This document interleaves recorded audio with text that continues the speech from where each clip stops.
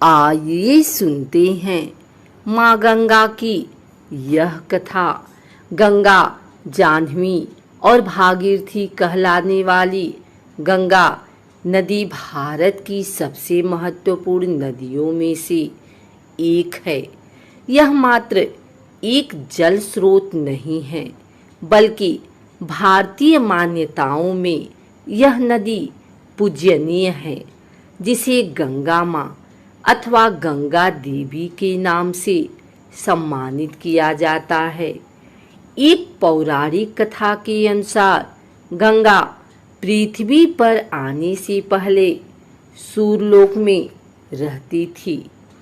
तो क्या कारण था जो यह पवित्र नदी धरती पर आई? इसे यहाँ कौन लाया?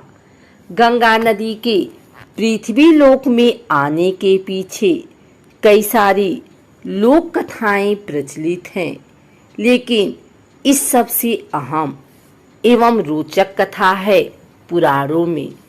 एक पौराणिक कथा के अनुसार अति प्राचीन समय में पर्वतराज हिमालय और सुमेरु पर्वत की पुत्री मैना की अत्यंत रूपवती एवं सर्वगुण संपन्न दो कन्याएं थीं।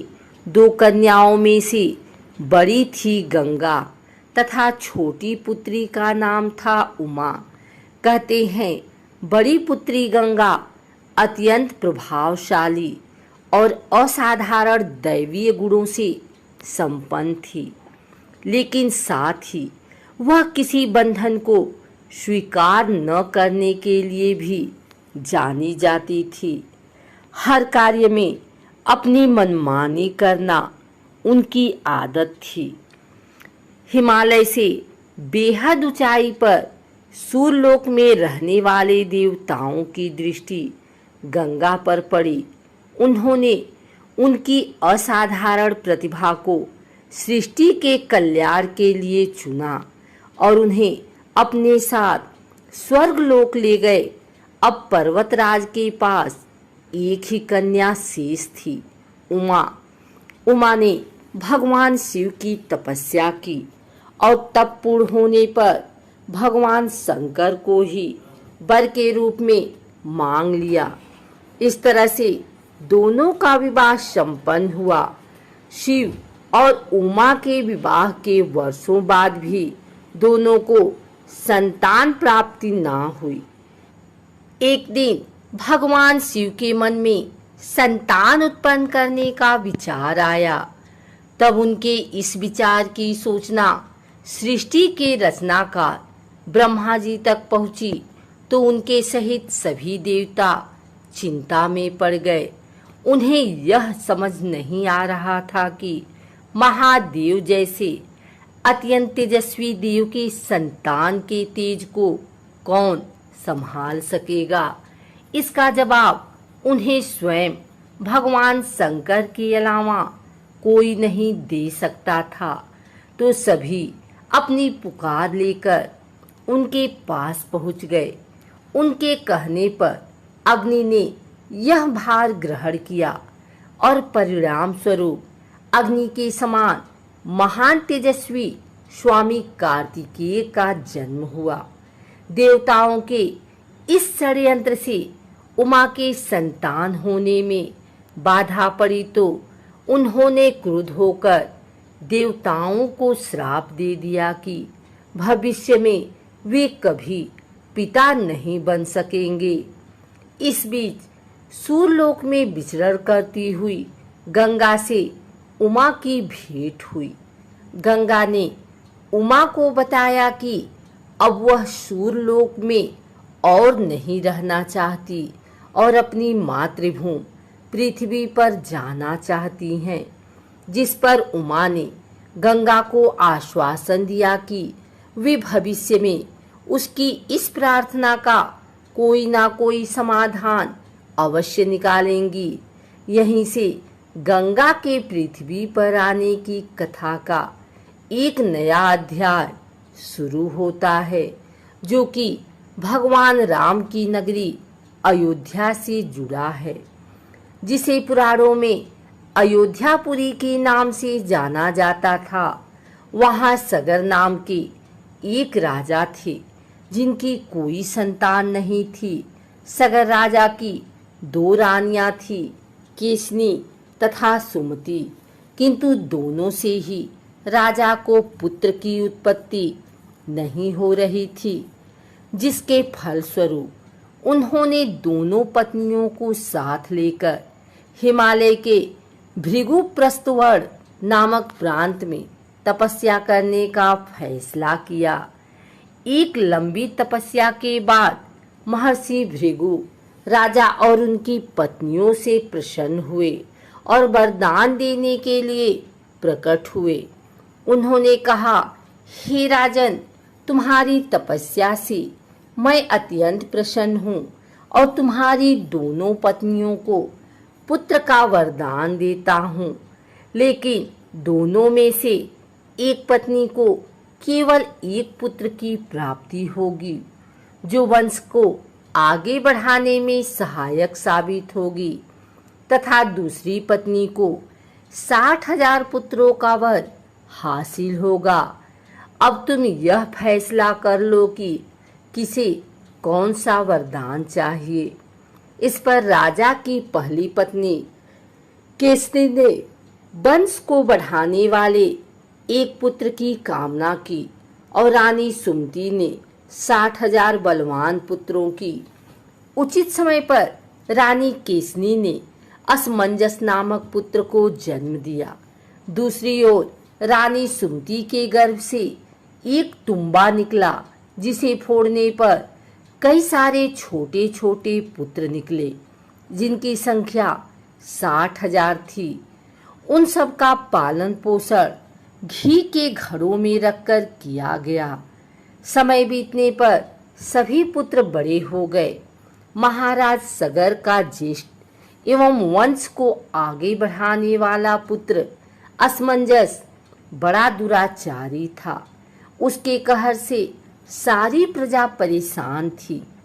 इसीलिए परिणाम स्वरूप राजा ने उसे नगर से बाहर कर दिया।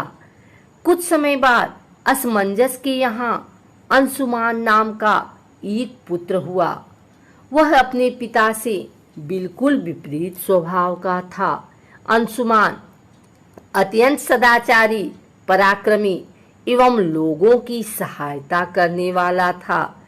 एक दिन राजा सगर ने महान अश्वमेध यज्ञ करवाने का फैसला किया, जिसके लिए उन्होंने हिमालय एवं विंध्याचल के बीच की हरी भरी भूमि को चुना और वहां एक विशाल यज्ञ मंडप का निर्माण करवाया।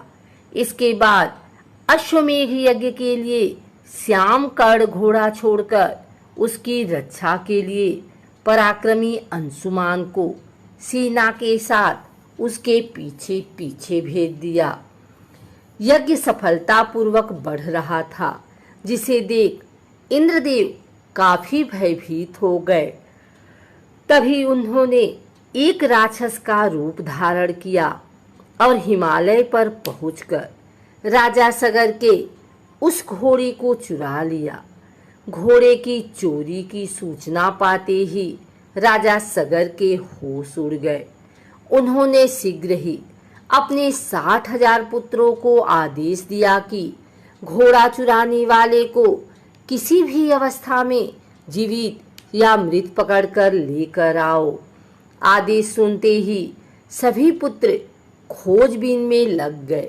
जब पूरी पृथ्वी खोजने पर भी घोड़ा नहीं मिला तो उन्होंने पृथ्वी को खोदना शुरू कर दिया, यह सोचकर कि शायद पाताल लोक में उन्हें घोड़ा मिल जाए।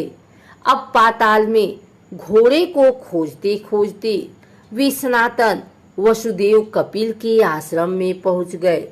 वहां उन्होंने देखा कि कपिल मुनि आंखें बंद किए बैठे हैं और ठीक उनके पास यज्ञ का वह घोड़ा बंधा हुआ है, जिसे वह लंबे समय से खोज रहे थे।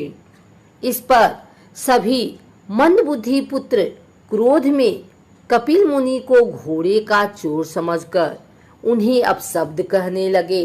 उनके इस कुकृत्यों से कपिल मुनि की समाधि भंग हो गई। आंखें खुलते ही उन्होंने क्रोध में सभी राजकुमारों को अपने तेज से भस्म कर दिया, लेकिन इसकी सूचना राजा सगर को नहीं थी। जब लंबा समय बीत गया तो राजा फिर से चिंतित हो गए। अब उन्होंने अपने तेजस्वी पौत्र अंशुमान को अपने पुत्रों तथा घोड़े का पता लगाने के लिए आदेश दिया। आज्ञा का पालन करते हुए अंशुमान उस रास्ते पर निकल पड़ा जो रास्ता उसके चाचाओं ने बनाया था। मार्ग में उसे जो भी पूजनीय ऋषि मुनि मिलते वह उनका सम्मान पूर्वक आदर सत्कार करता। खोजते खोजते वह कपिल आश्रम के पास पहुंचा। वहां का दृश्य देख वह बेहद आश्चर्यचकित हुआ। उसने देखा कि भूमि पर उसके 60,000 चाचाओं के भस्म हुए शरीरों की राख पड़ी थी और पास ही यज्ञ का घोड़ा चल रहा था। यह देख वह निराश हो गया। अब उसने राख को विधि पूर्वक प्रवाह करने के लिए जलाशय खोजने की कोशिश की, लेकिन उसे कुछ न मिला। तभी उसकी नजर अपने चाचाओं के मामा गरुड़ पर पड़ी। उसने गरुड़ से सहायता मांगी तो उन्होंने उसे बताया कि किस प्रकार से कपिल मुनि द्वारा उसके चाचाओं को भस्म किया गया है। वह आगे बोले कि उसके चाचाओं की मृत्यु कोई साधारण नहीं थी, इसीलिए उनका तर्पण करने के लिए कोई भी साधारण सरोवर या जलाशय काफी नहीं होगा। इसके लिए तो केवल हिमालय की ज्येष्ठ पुत्री गंगा के जल से ही तर्पण करना सही माना जाएगा। गरुड़ द्वारा राय मिलने पर अंशुमान घोड़े को लेकर वापस अयोध्या पहुंचा और राजा सगर को सारा वाक्य बताया। राजा काफी दुखी हुए, लेकिन अपने पुत्रों का उद्धार करने के लिए उन्होंने गंगा को पृथ्वी पर लाने का फैसला किया। लेकिन यह सब होगा कैसे, उन्हें समझ में नहीं आया। कुछ समय पश्चात महाराज सगर का देहांत हो गया, जिसके बाद अंशुमान को राजगद्दी पर बैठाया गया। आगे चलकर अंशुमान को दिलीप नामक पुत्र की प्राप्ति हुई।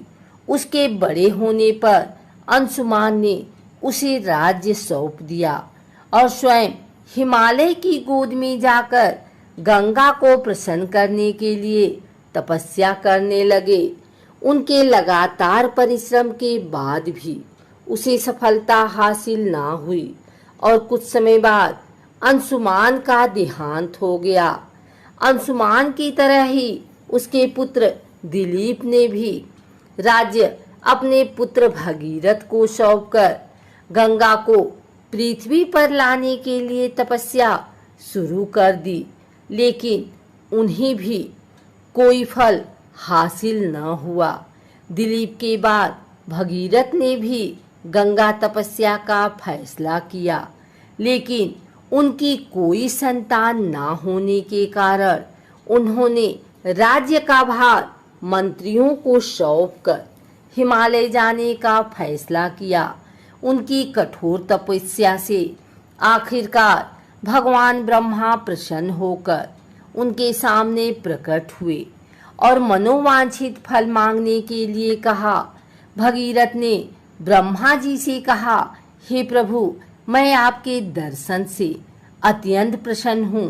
कृपया आप मुझे सगर के पुत्रों का उद्धार करने के लिए गंगा का जल प्रदान कर दीजिए तथा साथ ही मुझे एक संतान भी दें, ताकि इक्ष्वाकु वंश नष्ट न हो।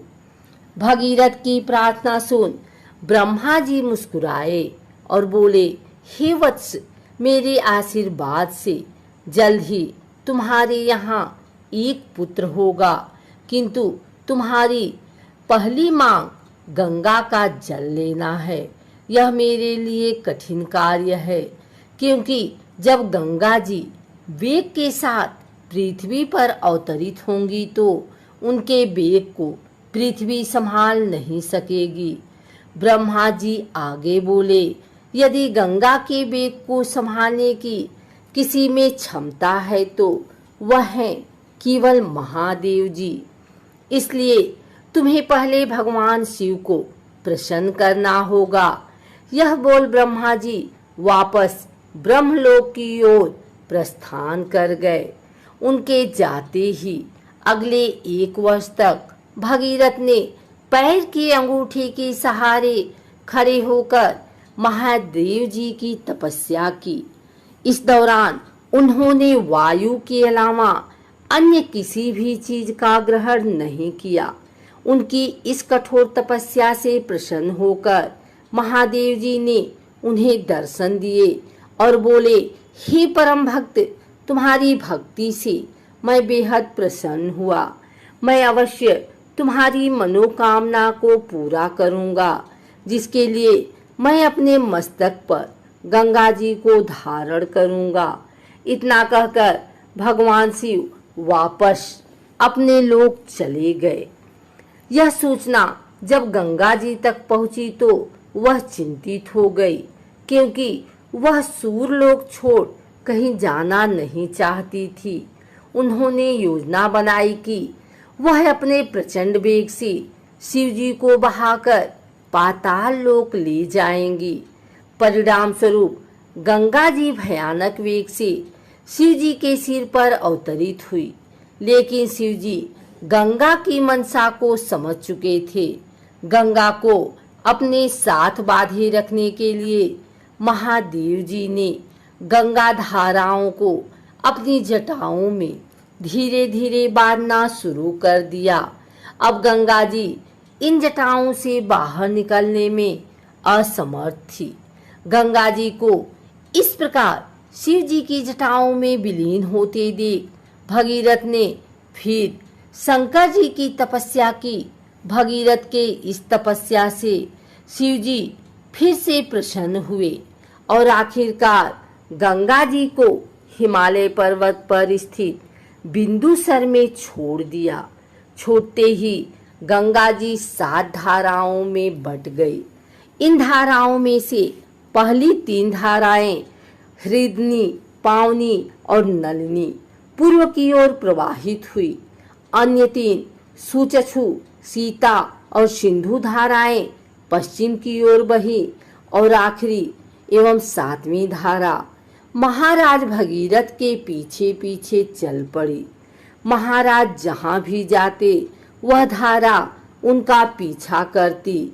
एक दिन गलती से चलते चलते गंगा जी उस स्थान पर पहुंची जहां ऋषि जन्हू यज्ञ कर रहे थे। गंगा जी बहते हुए अनजाने में उनके यज्ञ की सारी सामग्री को अपने साथ बहा कर ले गए, जिस पर ऋषि को बहुत क्रोध आया और उन्होंने क्रुद्ध होकर गंगा का सारा जल पी लिया। यह देखकर समस्त ऋषि मुनियों को बड़ा विस्मय हुआ और वे गंगा जी को मुक्त करने के लिए उनकी स्तुति करने लगे। अंत में ऋषि जन्हू ने अपने कानों से गंगा जी को बहा दिया और उसे अपनी पुत्री के रूप में स्वीकार कर लिया। तब से गंगा जी का नाम जाह्नवी भी पड़ा। इसके पश्चात वे भगीरथ के पीछे पीछे चली और अपने स्थान पर पहुंची जहां उसके चाचाओं की राख पड़ी थी। उस राख का गंगा के पवित्र जल से मिलन होते ही सगर के सभी पुत्रों की आत्मा स्वर्ग की ओर प्रस्थान कर गई।